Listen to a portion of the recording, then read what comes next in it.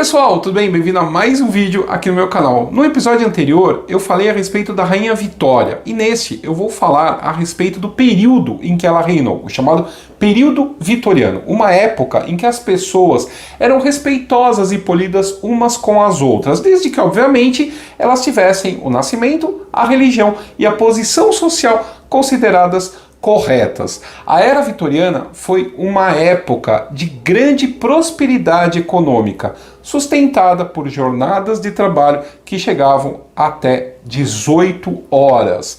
Ela foi uma época de ouro do Império que ocupava 1/4 do globo terrestre e se comunicava com a rapidez do trem e do telégrafo, mas onde os artistas sonhavam com a simplicidade da Idade Média e do Renascimento. Nessa época, muitos achavam que a tecnologia e a simplicidade não poderiam andar juntas. Hoje em dia, isso é normal, como é o caso dessa camiseta aqui da Insider que eu estou usando. A Tech T-shirt é feita com um material tecnológico que, além de respeitar a natureza, ele é super leve e 2 vezes mais macio que o algodão, que era o que os vitorianos usavam nas suas roupas. Além disso, o tecido é respirável, o que ajuda na regulação térmica do corpo. Em outras palavras, você pode fazer o exercício que quiser e vai continuar fresquinho, por mais intenso que ele seja. E como este é o mês do consumidor, a Insider está com benefícios exclusivos. O site inteiro está cheio de promoções, então esse é o momento perfeito para você experimentar os produtos deles ou então aumentar o seu guarda-roupa. E quem assiste o canal tem um benefício extra esse mês, 15% de desconto.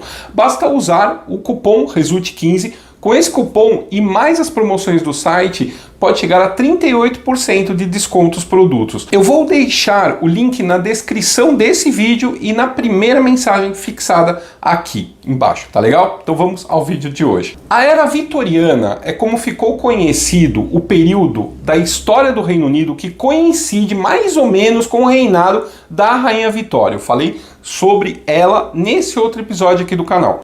A Rainha Vitória foi uma das monarcas que ficou mais tempo no poder nesse país, de 1837 a 1901. Os historiadores, em geral, consideram que o período vitoriano é um pouco mais longo que os 63 anos de duração do seu reinado. Muitos colocam a data inicial nas transformações políticas e sociais que aconteceram no Reino Unido nas décadas de 20 e 30 do século XIX. O ponto final também seria bem depois da morte dela, 1914, com o começo da Primeira Guerra Mundial. Do ponto de vista político, a Era Vitoriana teve início 5 anos antes de Vitória subir ao poder com a Reforma Eleitoral de 1832. Essa lei padronizou os requisitos para votar e ser votado pelo país inteiro. Antes, havia critérios diferentes em cada burgo, como eram chamados os distritos eleitorais. Além disso, a reforma acabou com os chamados burgos podres, onde havia só 4 ou 5 eleitores que mesmo assim elegiam um deputado. Tudo isso ajudou que mais pessoas tivessem acesso ao voto e com isso pudessem opinar no processo político, especialmente nas grandes cidades. Por isso, a reforma eleitoral é considerada o marco inicial da democracia no Reino Unido. Os maiores beneficiários foram a burguesia e a classe média urbana, 2 classes sociais que estavam emergindo nesse período. Essa divisão clara entre as classes sociais foi uma das marcas mais importantes do período vitoriano. Isso chegava ao ponto das pessoas que estavam num nível acima evitavam se relacionar com os outros níveis abaixo dela. Ter um envolvimento amoroso ou até uma simples amizade com uma pessoa fora da sua classe social podia ser motivo de escândalo. Essa hierarquia tinha mais a ver com status social que com dinheiro e não adiantava se esforçar para mudar de camada. Até falar com um determinado sotaque já era o suficiente para que alguém fosse considerado inferior ou superior. Não importava a quantidade de dinheiro ou de educação que a pessoa tivesse. Acima de todo mundo estava a aristocracia.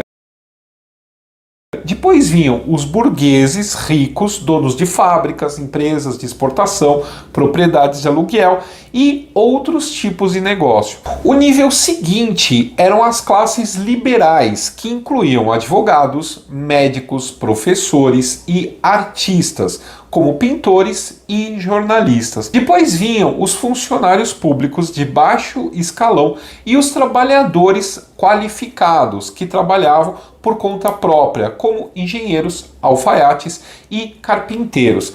Na última camada social estavam os camponeses, operários e trabalhadores sem qualificação, como os lixeiros e empregadas domésticas. Mesmo dentro desses graus, ainda havia hierarquias. Por exemplo, entre os aristocratas, um duque valia mais do que um barão. Já entre os trabalhadores, um operário especializado tinha mais status do que o faxineiro na mesma fábrica. Esse conceito de hierarquia também valia para outras coisas, como a religião. Havia vantagens sociais para os anglicanos, que seguiam a religião oficial do Reino Unido. Algumas universidades e empregos públicos, por exemplo, eram restritos aos anglicanos. E foi só aos poucos que membros de outras religiões protestantes começaram a ser admitidos. A situação era ainda pior para os católicos e judeus, embora a maior parte das leis que restringiam os direitos deles tenham caído antes da Era Vitoriana. Mas só em 1871 a discriminação religiosa nas universidades foi proibida. Por causa dessas divisões, quando a democracia começou, nem todo mundo foi incluído. Por exemplo, as mulheres continuavam proibidas de votar, pois eram consideradas intelectualmente inferiores aos homens. Além disso, o voto era censitário, como no Brasil, que quer dizer que só quem tivesse bens e propriedades acima de determinado valor tinha direito a votar e a ser candidato. Com isso, 70% da população britânica ficava de fora do processo democrático. Esse era o grupo que mais crescia no Reino Unido por causa da Revolução Industrial. A partir do final do século XVIII, com a invenção do tear a vapor, o país viveu um período de evolução tecnológica e rápida industrialização. Isso acabou levando a um êxodo da população do campo para as cidades, que era onde havia trabalho. Para se ter uma ideia, em 1801, só 1/5 da população britânica vivia nas áreas urbanas. 50 anos mais tarde, já era mais da metade. E no ano da morte da Rainha Vitória, 1901, 3/4. Essa urbanização acelerada levou a uma série de problemas de moradia. Não havia lugar para todo mundo e quase todos os operários eram obrigados a morar em espaços alugados em cortiços, onde muitas vezes 7 ou 8 pessoas dividiam um quarto. A superpopulação piorou uma outra questão, a saúde pública. Eram muitas pessoas num lugar só, sem saneamento básico nenhum, o que piorava as epidemias, como as de cólera e a tuberculose. As condições de trabalho eram ainda piores, porque no início do período vitoriano não havia regulamentação. As jornadas de trabalho podiam chegar a 18 horas, muitas vezes em lugares insalubres e sem nenhuma segurança. E os salários eram tão baixos que até crianças de 5 anos trabalhavam nas fábricas para ajudar a sustentar a família. Um dos primeiros movimentos que tentou melhorar as condições dos trabalhadores foi o cartismo. Esse nome vem da Carta do Povo, um manifesto de 1838 que buscava estender os direitos políticos democráticos para os homens da classe trabalhadora. Embora o movimento não tenha alcançado os seus objetivos, ele foi fundamental para encorajar as lutas pelos direitos dos operários e conseguiu, por exemplo, limitar a jornada de trabalho de mulheres e crianças a 10 horas por dia. Toda essa luta social foi observada de perto por 2 pensadores alemães que viviam na Inglaterra, Karl Marx e Friedrich Engels. Em 1848, eles publicaram o Manifesto Comunista, que defendia a ideia de que os trabalhadores organizados deveriam tomar o poder para criar um novo regime em que não houvesse diferenças de classe, o comunismo. A filosofia de Marx e Engels, o marxismo, veio a ser um dos fundamentos da Revolução Russa, como eu contei nesse outro episódio. Mas eles não foram os únicos pensadores vitorianos a revolucionarem a maneira de se ver o mundo. Em 1859, o naturalista Charles Darwin publicou A Origem das Espécies, em que propunha que as espécies animais e vegetais não eram fixas, e sim evoluíam, se adaptando ao ambiente de acordo com uma seleção natural. A ideia causou polêmica, mas no final da era vitoriana já havia sido aceita por praticamente toda a comunidade científica. Isso porque ela foi fundamental para explicar a diferença entre espécies diferentes de animais parecidos. Já as ideias do matemático Charles Babbage estavam um século à frente do seu tempo. Em 1833, ele começou a trabalhar no projeto de uma máquina mecânica que tinha o objetivo de fazer cálculos de equações complicadas de maneira automática. Era a máquina analítica, o ancestral mais antigo do computador. Quem fez a programação da máquina analítica foi uma jovem cientista chamada Ada Lovelace. Ela era filha do escritor Lord Byron. Eu falei sobre ela no episódio a respeito das mulheres nas ciências. A invenção que mais definiu a era vitoriana foi a locomotiva a vapor. Os primeiros protótipos de locomotivas em tamanho real, andando sobre trilhos, surgiram no país de Gales nos primeiros anos do século XIX. Mas foi o engenheiro George Stephenson, considerado o pai da ferrovia, quem transformou os modelos num meio de transporte viável. No começo, elas eram usadas basicamente nas minas de carvão. Esse era o produto que alimentava toda a indústria da época, por ser o combustível das máquinas a vapor. A primeira ferrovia planejada para levar outros tipos de carga foi aberta em 1828 e 2 anos mais tarde, uma linha de passageiros foi criada ligando Liverpool a Manchester. Mas o trem só se tornou um meio de transporte popular uma década mais tarde, depois que a Rainha Vitória realizou sua primeira viagem de trem em 1842. A partir daí, as ferrovias foram se multiplicando. Em 1836, havia cerca de 600 quilômetros de ferrovias. 10 anos mais tarde, já eram mais de 3.500 quilômetros, tornando a viagem pelo país muito mais rápida, barata e confortável. Com isso, o turismo se tornou acessível à classe média.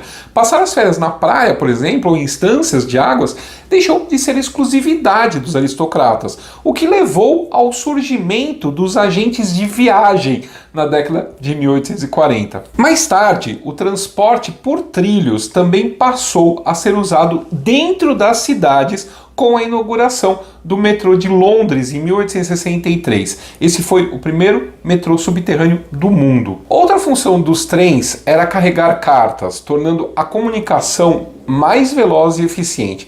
Também colaborou para isso uma reforma dos Correios, que uniformizou as tarifas a partir do peso das encomendas.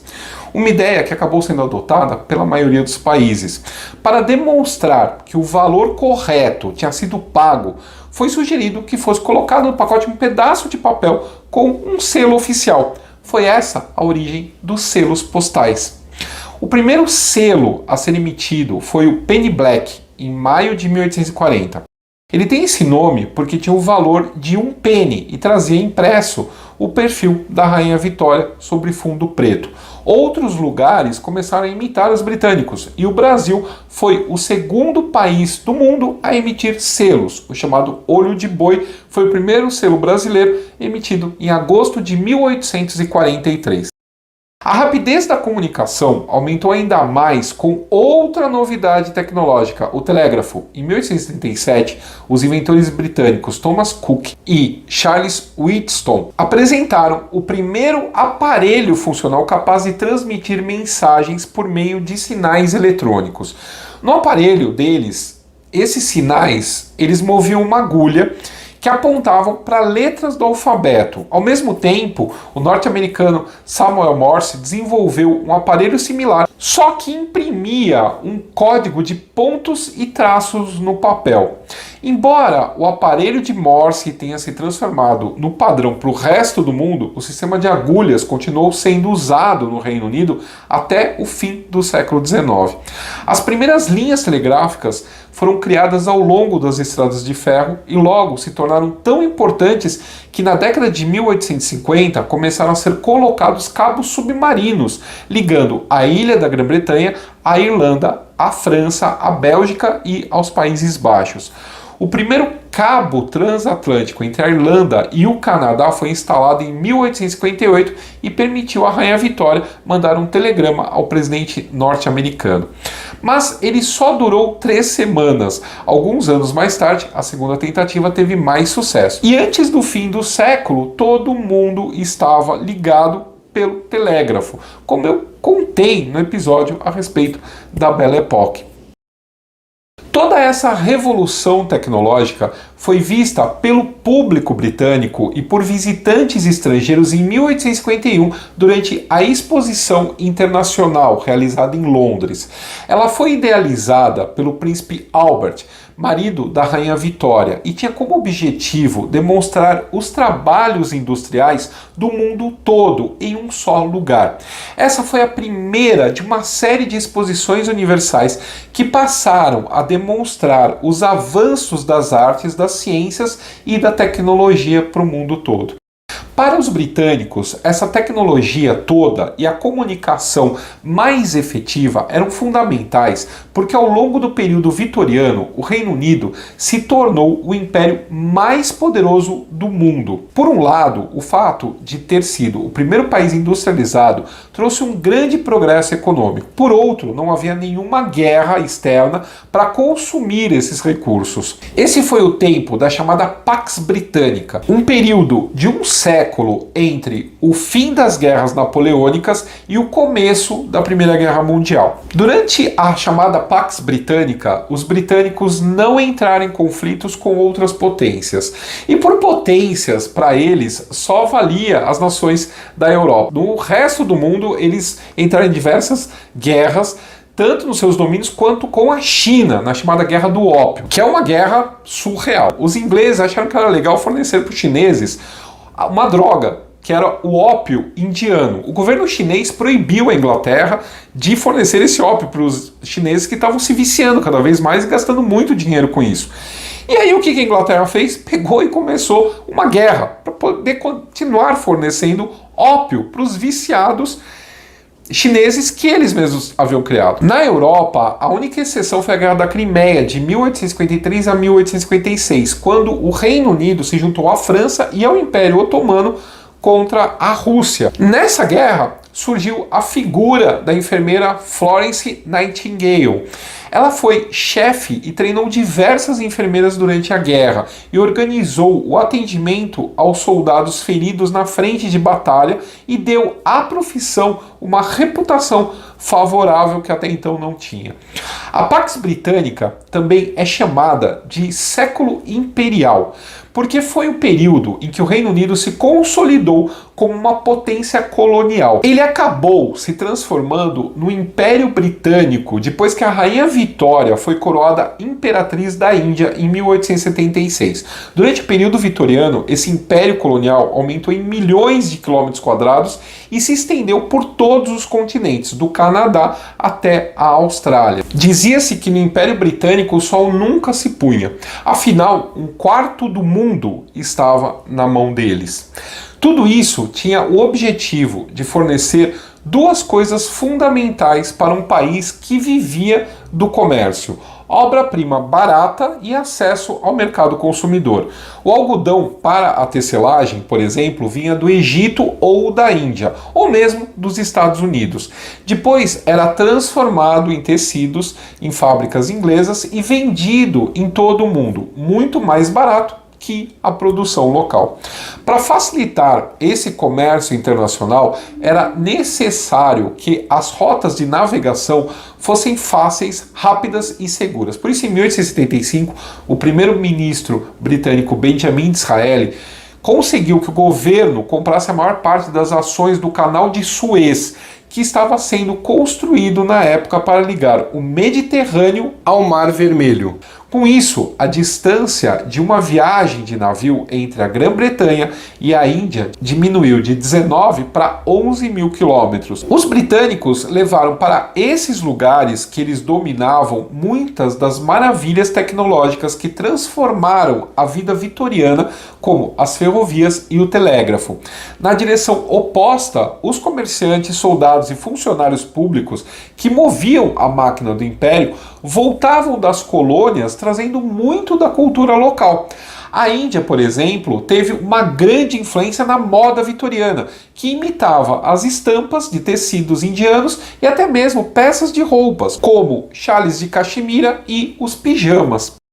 Com a construção do Canal de Suez, ficou ainda mais fácil trazer produtos da Índia e a partir da década de 1870 se tornaram comuns em Londres as lojas que vendiam peças de decoração indianas como tapetes, mobílias e objetos. Logo, todas as casas de alta classe tinham suas escrivanias de marchetaria, incensários e esculturas vindas da Índia. Um hábito que se firmou por causa desse intercâmbio foi o de se tomar chá. Acredita-se que esse costume tenha sido levado para a Inglaterra por Catarina de Bragança, uma princesa portuguesa que se casou com o rei Carlos II em 1662. Na época, Portugal dominava o comércio com a Índia e Catarina levou como dote para a Inglaterra algumas possessões portuguesas no continente indiano e o costume de se reunir com as mulheres da corte no final do dia para tomar chá e socializar. Os aristocratas começaram a imitá-la, mas foi só quando a Índia passou a ser uma colônia britânica que o chá deixou de ser hábito apenas dos ricos e se difundiu para todas as classes sociais. Conforme a importação das folhas se tornou mais barata, ele deixou de ser um produto de luxo e a pausa para o chá das 5 se tornou uma das mais importantes formas de se socializar e um ritual diário, até mesmo para a classe trabalhadora. Claro que nem tudo eram flores nessa relação entre o Império Britânico e as suas colônias. As pessoas nativas dos territórios coloniais frequentemente sofriam discriminação, não tendo acesso, por exemplo, aos altos postos da administração em seus próprios países. Não por acaso, a Pax Britânica não se estendia ao Império Colonial, que se viu envolvido em várias revoltas e disputas por território. Em 1847, por exemplo, estourou em Bengala, na Índia, um motim de soldados indianos que se espalhou por todas as partes da Índia e levou um ano para ser sufocado. Na China, os britânicos foram um dos poderes coloniais que lutaram contra o levante anti-imperialista conhecido como Revolta dos Boxers, quando um grupo de chineses tentou expulsar os estrangeiros que intervinham no país. Já na África do Sul, o Império enfrentou dois conflitos contra os colonos de origem holandesa e francesa, os chamados Boeres, que queriam evitar que os britânicos ocupassem os territórios onde eles estavam instalados. A primeira guerra dos Boeres aconteceu em 1881 e garantiu a independência da região do Transvaal por um tempo, mas a tensão continuou. E em 1899, os dois lados se enfrentaram novamente. A Segunda Guerra dos Boeres acabou com um desastre para os colonos que viram o seu território incorporado pelos britânicos em 1902. Quem deixou um bom relato desse conflito foi Winston Churchill, que participou como correspondente de guerra e que mais tarde se tornaria primeiro-ministro britânico. Mas quem dava as maiores dores de cabeça era a colônia britânica mais antiga, a Irlanda. Depois da emancipação católica, quando os católicos passaram a ter direitos políticos, parecia que os problemas na ilha vizinha iam acabar, até que uma grande tragédia aconteceu. Uma praga afetou as plantações de batata em toda a Europa, matando milhares de pessoas de fome, inclusive no Reino Unido. Acontece que por causa da política britânica na Irlanda, quase toda a população de lá dependia só da batata para sobreviver. O governo britânico demorou muito para dar uma resposta adequada, o que piorou a situação, levando a mais de 1,5 milhão de mortes, cerca de 1/5 da população irlandesa. Depois disso, houve uma sucessão de revoltas e movimentos políticos armados buscando a independência, que tornaram a questão irlandesa um ponto central da política britânica. Na década de 1870, políticos irlandeses como Charles Sturt Parnell chegaram à conclusão de que só algum nível de autonomia política poderia acabar com essa agitação. Surgiu assim a ideia do governo doméstico, ou Home Rule em inglês, similar ao que acontece hoje na Escócia. Essa discussão ganhou um papel central no parlamento britânico até a Primeira Guerra Mundial. Isso porque o que acontecia na Irlanda influenciava o balanço do poder em Londres. O Partido Liberal dependia do apoio desses nacionalistas parlamentaristas, por isso apoiava a Home Rule. Em consequência, o Partido Conservador precisou conquistar os unionistas, que eram contra a autonomia. Ele até mudou de nome e passou a chamar Partido Conservador e Unionista. Mas não eram só rebeliões que vinham da Irlanda. Muitos dos grandes escritores vitorianos eram irlandeses, especialmente no final desse período. Além de Oscar Wilde, de quem a Adriana já falou nesse outro episódio, eles incluíam Bram Stoker, o autor de Drácula, o mais importante romance gótico do período, e o dramaturgo George Bernard Shaw. Shaw nasceu em Dublin, mas fez toda a sua carreira em Londres, onde se tornou vegetariano e um socialista fabiano. Os fabianos eram um grupo que defendia a social-democracia, buscando a mudança da sociedade por meio de reformas e não pela revolução.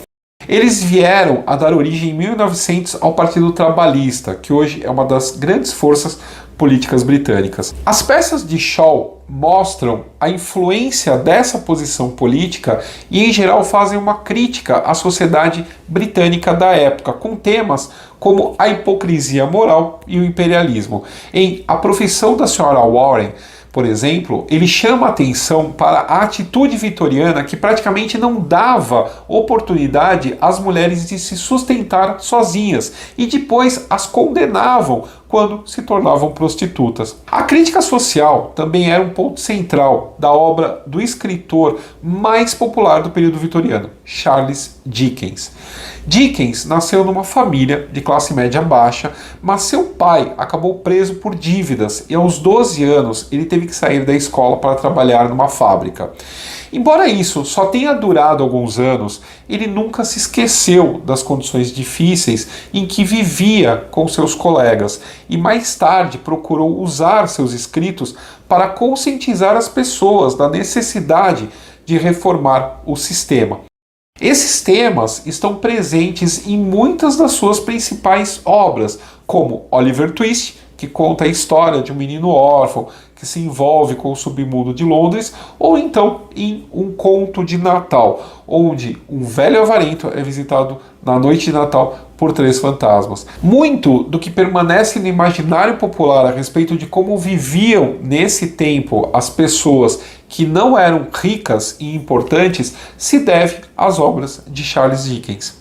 Mas nem tudo era crítica social na literatura vitoriana. A maior parte das obras literárias usavam temas como romantismo, como as emoções, a natureza e o mundo sobrenatural. Isso pode ser visto, por exemplo, nos romances escritos pelas irmãs Charlotte Emily e Anne Brontë, ou nos poemas de Lord Alfred Tennyson, que durante a maior parte do período vitoriano foi o poeta laureado, uma espécie de poeta oficial da corte. Esse posto ainda existe e o laureado recebe até mesmo um salário da corte por sua excelência poética. Nas artes surgiu um movimento de crítica ao baixo nível estético dos produtos que começaram a ser fabricados em massa devido à Revolução Industrial. Artistas e pensadores como o crítico de arte John Ruskin e o medievalista Augustus Pugin teorizaram sobre a superioridade dos padrões artesanais da Idade Média em comparação com a mediocridade dos produtos industriais. Eles defendiam que a arte deveria ser feita pelo povo e para o povo, com os operários se tornando artistas com inspiração na organização das guildas medievais. Essas ideias levaram à criação do movimento Arts and Crafts. Em 1861, o pensador, poeta e designer William Morris fundou uma empresa de artesãos e decoradores de interiores dedicados a recapturar o espírito e a qualidade do artesanato medieval. Muitos dos produtos criados pelos seguidores do Arts and Crafts seguiam referências ao estilo medieval e gótico, que eram vistos como patrimônios do design da Inglaterra. Esse movimento se preocupou com tudo na arquitetura, da casa à encadernação dos livros na biblioteca dela. O Arts and Craft acabou se expandindo para todos os lugares do Império, motivou a criação de escolas de artes e ofícios em vários países do mundo, inclusive no Brasil, e influenciou o movimento Art Nouveau, como eu expliquei no vídeo sobre a Belle Époque. Enquanto isso, na pintura reinava o academicismo, que é a representação o mais realista possível do tema da pintura. Ao contrário da França, onde retratos e pinturas históricas reinavam absoluto, no Reino Unido os temas favoritos eram animais e as paisagens naturais. Mas em 1848, um grupo de pintores, poetas e críticos de arte decidiu se insurgir contra essas regras e foram buscar influência num período imediatamente anterior à Renascença. Por isso, eles adotaram o nome de Irmandade Pré-Rafaelita, representando o período anterior ao pintor Rafael Sanzio. Os pré-rafaelitas defendiam que a pintura deveria favorecer a expressão de ideias genuínas, em vez de se prender demais à forma, e precisava contar uma história. Dessa maneira, eles muitas vezes buscavam inspiração na literatura. Também faziam ilustrações de livros e alguns até escreviam poesia, além de pintar, como Dante e Gabriel Rossetti. Isso era de certa forma uma rebelião contra os padrões morais vitorianos, que consideravam a literatura superior às artes plásticas, por ser capaz de expressar nobres emoções. Então, os artistas resolveram cruzar as linhas entre as duas coisas. Por falar em padrões morais, eles são provavelmente a coisa mais associada ao período vitoriano. Até mesmo o adjetivo vitoriano acabou entrando para o dicionário como típico dos padrões, gostos e atitudes morais e comportamentais dessa época, em que se destacam o puritanismo e a intolerância. As pessoas do período tinham uma atitude pudica e reprimida em relação ao sexo, que aliás era assunto dos homens. Para os vitorianos, o corpo deles existia para o prazer sexual, o das mulheres apenas para reprodução. Democráticos, né? Por isso, muitas mulheres, especialmente as de classe média, se orgulhavam de saber o mínimo possível sobre o assunto, até mesmo sobre gravidez e parto, e não conversavam sobre isso nem com as filhas. Tudo isso, claro, funcionava muito bem da porta para fora, porque na intimidade as coisas não eram bem assim, como George Bernard Shaw apontava em suas peças. As doenças sexualmente transmissíveis eram um problema alarmante de saúde pública. A prostituição era comum e em todos os lugares havia bordéis, alguns deles com prostitutos masculinos. Isso, embora a homossexualidade fosse crime e se deitar com outro homem desse cadeia, podendo levar à condenação. Mas não era só no sexo que havia uma intolerância com qualquer coisa que saísse dos padrões de comportamento. Como eu disse lá no começo, até mesmo fazer amizade com uma pessoa de classe social diferente era mal visto. Era esperado que as pessoas agissem de uma determinada maneira polida e gentil, e que fossem moderadas em tudo, e também que fossem hipócritas. Afinal, especialmente nas classes altas, mais importante do que não fazer determinada coisa era não ser pego fazendo determinada coisa. Por exemplo, colocar o noivo da filha num quarto bem distante do dela e ignorar o movimento no corredor à noite. Se por acaso uma menina ficasse grávida ou era casada às pressas e tinha um bebê prematuro, com o mesmo peso normal de qualquer bebê, ou ia fazer um tratamento de saúde no exterior e na volta a família ganhava um filho adotivo. E se o pai da criança fosse um homem casado, então era melhor fingir que não sabia nada, porque senão a família poderia ser envolvida num processo de divórcio. Essa moralidade toda também trouxe coisas positivas, como o encorajamento a ter empatia com o sofrimento dos outros.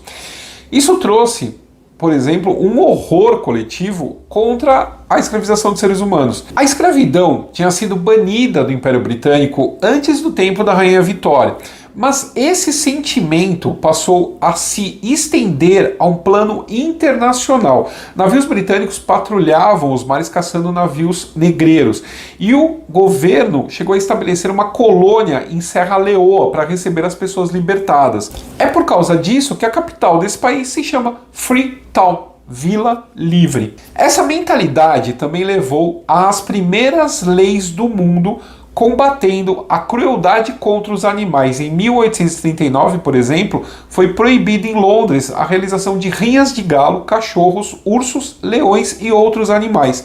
Mais tarde, essa lei foi estendida para o resto do país. E no país de Gales também foi proibido o uso de carroças puxadas por cachorros. Por outro lado, os vitorianos assistiram horrorizados os crimes do serial killer mais famoso de todos os tempos, Jack o Estripador. Embora só 5 mulheres sejam oficialmente reconhecidas como vítimas dele, a maneira como elas foram mortas, a grande cobertura da imprensa e o fato de nunca ter sido pego eternizaram o assassino no imaginário coletivo. Até hoje não se sabe quem era Jack. Há várias teorias a respeito, inclusive que teria sido um médico a serviço da família real ou até mesmo um dos netos da Rainha Vitória. Ele atacava prostitutas em Whitechapel, uma região pobre de Londres, cortando a garganta delas antes de mutilar os corpos, removendo órgãos internos com precisão cirúrgica. As 5 vítimas canônicas morreram num período curto, entre agosto e novembro de 1888. Depois disso, Jack desapareceu misteriosamente, embora a polícia tenha tentado ligar a ele o assassinato de outras prostitutas que aconteceram na região em 1891. Na época dos assassinatos, a sociedade vitoriana estava começando a mudar. Esse período ficou marcado pelas tentativas de melhorar a vida das pessoas mais pobres. O crescimento econômico significou uma maior oferta de empregos e melhores salários. Assim, o nível de pobreza caiu pela metade. Os primeiros projetos públicos de moradia só aconteceram no século XX, mas muitas empresas começaram a oferecer casas e outros benefícios para os seus funcionários. Com a melhoria do conhecimento sobre como as doenças se espalham, começaram a surgir projetos de saneamento básico e o número de hospitais cresceu. Ao longo do período, a expectativa de vida cresceu 13 anos, tanto para os homens quanto para as mulheres, e a taxa de mortalidade caiu. Além disso, na década de 1880, a educação passou a ser compulsória para as crianças a partir dos 5 anos e escolas públicas foram construídas em todas as partes do Reino Unido, mesmo em vilarejos distantes. Quando a Rainha Vitória morreu em 1901, ela deixou para o seu herdeiro, Eduardo VII, um país muito melhor do que ela havia encontrado. Nas décadas seguintes, muitas questões pendentes foram sendo resolvidas, como o voto feminino. Mas, aos poucos, o poderio do Império foi decaindo e depois da Segunda Guerra Mundial, o Reino Unido perdeu o título de maior potência mundial. A era vitoriana representou o auge desse poder, por isso, ainda hoje é lembrada como uma época de ouro da história britânica. Bom, pessoal, essa é a história que eu tinha para contar para vocês. Eu adorei essa ideia, assim, tipo, as máquinas fazendo de tudo, fazendo tapeçaria, fazendo um monte de coisa, fazendo tudo, né? As máquinas estavam começando, as máquinas a fazerem de tudo um pouco, substituir, né, os operários, e aí vem um movimento contrário, artístico, que quer voltar para como era na Idade Média. É meio doido pensar isso hoje em dia, né? Mas é tipo uma contra-revolução industrial. Eu acho muito interessante essa parte dessa história toda. Bom, gente, vocês gostaram? Não esqueçam do like, do dislike, deixem os comentários aí embaixo, é muito importante aqui pro canal e para ajudar financeiramente. Além de vocês terem chegado até aqui assistindo a esse vídeo, vocês podem se inscrever aqui embaixo, entrar pro clube do canal, ou então mandar um pix para nós, ou simplesmente mandar esse e outros vídeos aqui pro canal para quem você sabe que gosta da história. Tá legal? Até o próximo vídeo.